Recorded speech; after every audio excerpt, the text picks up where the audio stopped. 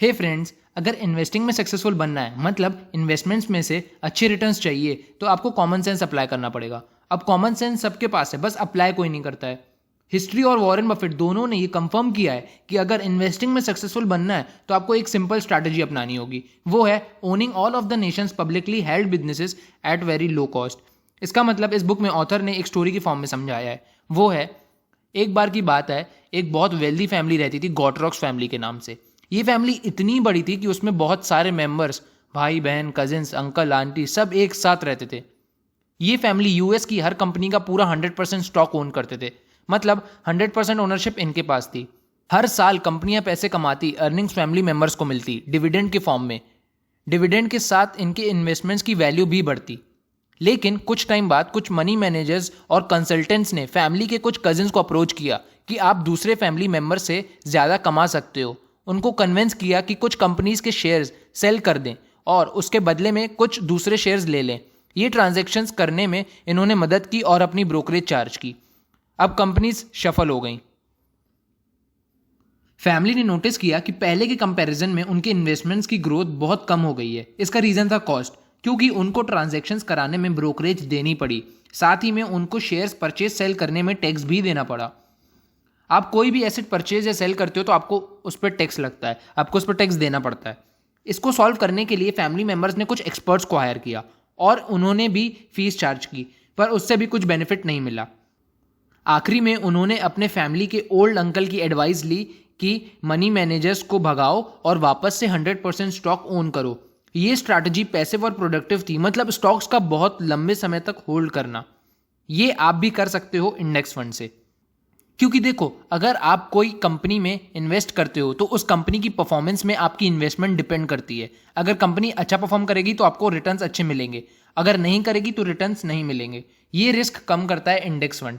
Index fund पूरी companies में पैसा लगाता है, मतलब एक्चुअली में टॉप कंपनीज में, वो भी लॉन्ग टर्म के लिए।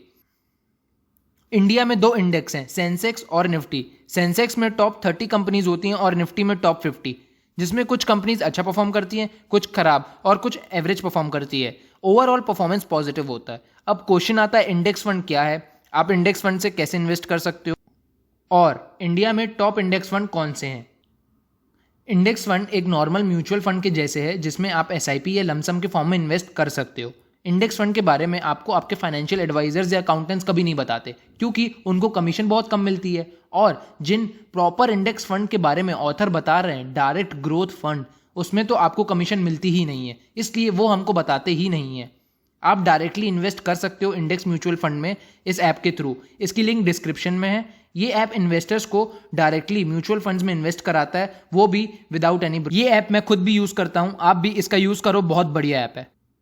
एक्टिवली म्यूचुअल फंड्स की परफॉर्मेंस इंडेक्स फंड से हमेशा कम होती है। इसका बिगेस्ट रीजन है कॉस्ट। नॉर्मल म्यूचुअल फंड का एक्सपेंस रेशियो यानी कॉस्ट 2 या 3% है, जो आपको देनी ही देनी है उस फंड में इन्वेस्ट करने के लिए, वो भी लॉन्ग टर्म में अगर आप एसआईपी करते हो तो। और इंडेक्स फंड का एक्सपेंस रेशियो सिर्फ 0.20% से 0.40% तक रहता है। कुछ इंडेक्स फंड ज़्यादा एक्सपेंस रेशियो वाले भी होते हैं, इसलिए हमको कम एक्सपेंस रेशियो वाले फंड्स लेने हैं जो कि वेल रेप्यूटेड कंपनीज से हैं, क्योंकि कॉस्ट बहुत मैटर करती है। लॉन्ग टर्म में एसआईपी के साथ हमको कॉस्ट भी देनी होगी, तो बेटर है आप पहले से ही लो कॉस्ट फंड्स सिलेक्ट करो। अब एक क्वेश्चन आता है, नॉर्मल म्यूचुअल फंड की कॉस्ट ज़्यादा क्यों है? क्योंकि actively mutual funds dividends consume करते हैं, उसमें टैक्स लगता है। दूसरी ओर इंडेक्स फंड के रिटर्न्स या डिविडेंड्स ऑटोमेटिकली री इन्वेस्ट हो जाते हैं।